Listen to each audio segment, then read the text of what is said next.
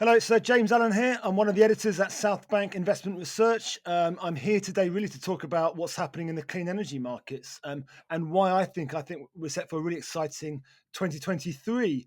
So I just want to run through the sort of state of play in the markets and where we are right now. Um, yeah, the clean energy markets, they've actually had quite an interesting, exciting start to the year. There's the Wilder Hill Clean Tech Index. It's one of the foremost clean energy indexes I look at. It ended last year around about 80 points, and it's now around 96 as I talk today in sort of early mid-February. So that's about 20% up already for 2023. So that's a very promising start indeed. In fact, many of the stocks in my former exponential energy fortunes portfolio, they're sort of the basket of clean energy stocks. They're up around 30%. Actually, many of them up 30%. Some are even up as much as 100% or more since the start of the year. Obviously, the backdrop here is that sort of wider markets are rising. Last week, I think we saw the FTSE 100 index reach an all-time high. Even though we had warnings that the UK economy, might enter a recession, there's lots of news now that potentially inflation might have peaked. That inflationary pressure might be easing. The signals from the central banks that aggressive period of interest rate rises that might be coming to an end, or we might be reaching the end of that period. We've also been boosted by the relaxation of COVID-19 rules in China.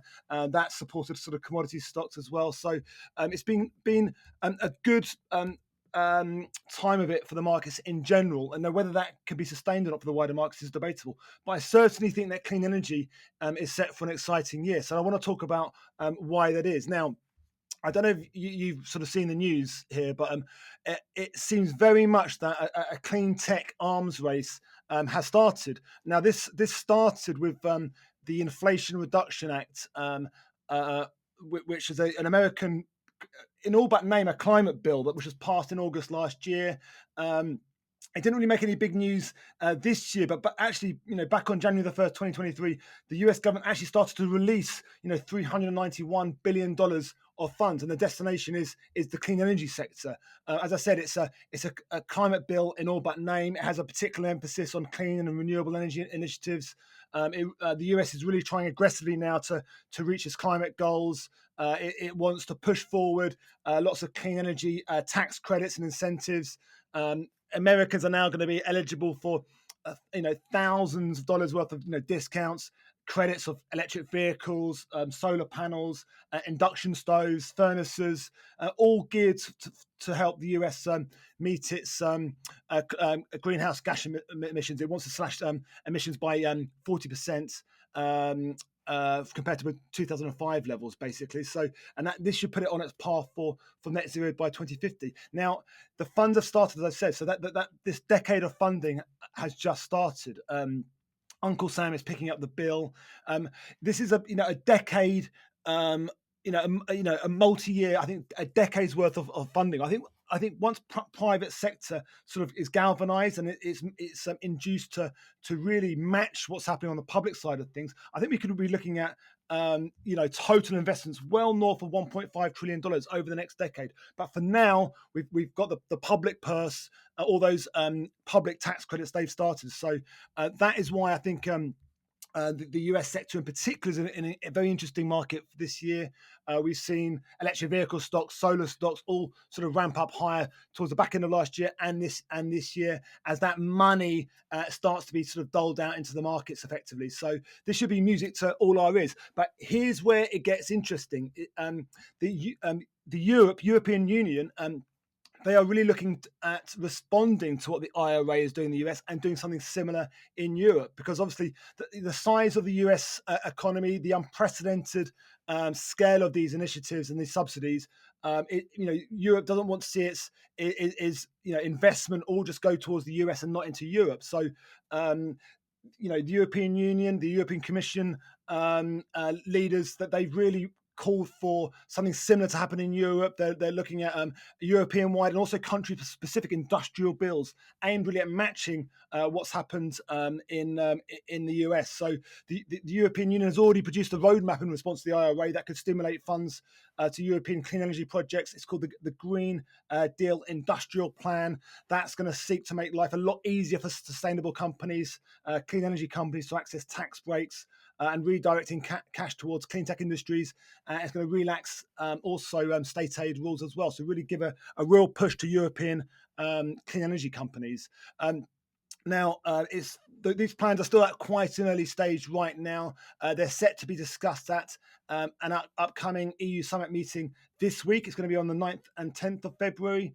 And then the Commission will put together some more concrete proposals, a more detailed proposal ahead of the March European Council on the 24th and 25th of March. Now, I think that could stimulate a lot of headlines in the market. And I think for the European stocks in the clean energy sector, I think this is a really nice catalyst potentially on the horizon. But it's not just Europe that is potentially looking at responding to the IRA. As I said, it's a global sort of clean tech arms race. Now, I think what's happening in the Middle East is also potentially interesting. I mean, we've got to remember that COP28. These are the sort of the yearly, I suppose, climate change global sort of conferences. That's going to be held in the UAE later on this year. And now I think we're seeing the UAE start to ramp up investments in low carbon energy, and I think that could potentially spur other countries in the Middle East to follow suit. I think we've already seen Abu Dhabi National Oil Company. They in November they set a net zero goal. Effectively, it started to really buy up some really interesting clean energy assets. In Europe, also in the UK as well. They're going to be on a big spending spree actually across the world. I think ahead of COP28. I think, as I said, I think this will spur other sort of oil-producing nations in the Middle East, to up their investment as well. We've got to remember that renewable energy valuations have been quite small. So, I think we're going to see a lot of sort of oil producers, oil nations, oil companies start to actually potentially take over or buy up some renewable energy firms on the relative cheap, certainly compared to they were a couple of years ago. I think that'll be a really quick way for some of these oil companies to give their sort of own emissions targets a boost in a really quick and relatively cheap way. So I think that's what we're going to see this year as well. So I think we're going to see lots of international acquisitions in hydrogen, carbon capture and storage and utilization, solar, also maybe nuclear. Just as we saw something similar happen in the UK and Europe in the run up to COP26 in November 2021 as well. So I think this is set for a really, really interesting year. Obviously, US, Europe, and the Middle East. The Middle East also, they might be incentivized also to enact their own version of the IRA as well. Which could be, and separately a huge boost on a state level as well for the clean tech in the Middle East as well. So clean tech industry in the Middle East. So this is, I think, this is what's the backdrop really is. A very exciting backdrop. We've already seen investments in renewables. Last year, it topped $1 trillion for the first time ever. I think it's $1.1 trillion in 2022 for clean energy. That's roughly equivalent to the amount that was invested in fossil fuel productions. That's the first time that's matched. So never before have we seen this level of switching to renewable power, electric cars, new energy sources like hydrogen as well. Remember, $1 trillion is a lot of money. I mean, it's a huge ramp up from where we've been in previous years, but this is still a relatively insignificant amount compared to where we need to be to reach 2050 targets. So I think this these levels, this growth rate, it was a 31% growth rate I think from 2021. I think that's going to happen again this year and again the year after. I think we're really going to that growth rate is really going to increase exponentially over the next decade, starting again with this year. So all things put together, I think it's an incredibly exciting time. We're getting a global alignment now. Three of the wealthiest economic blocs in the world, they're really looking to make 2023 a banner year for renewables. The backdrop, the previous backdrop, I guess we had renewable energy stocks had a phenomenal 2020 and 2020, early part of 2021. Valuations have come off now, and I think we are, investors will be a bit more mindful, or they're increasingly mindful of valuation. It wasn't like, back in the day, pretty much every clean energy stock went up. I don't think that's going to be the case now. I think that we know investors are increasingly looking at valuation, but there's some real bargains to be had right now. Some of these companies, which are trading at very high levels in the early part of 2021, they're now looking at pennies on the pound compared to and actually operationally, the companies are doing incredibly well. They been galvanized by lots and lots of investments, really helping their investment case. So I think, all things put together, I think this could be a real banner year for um, for renewables. Obviously, we're still at the early stages of a multi-year sector tailwinds. I think lots of things are pointing in the right direction. I think momentum is really building. We've got unprecedented amounts of investment, wide scale sort of government policy changes. Obviously, not forgetting also the overwhelming social push towards clean energy.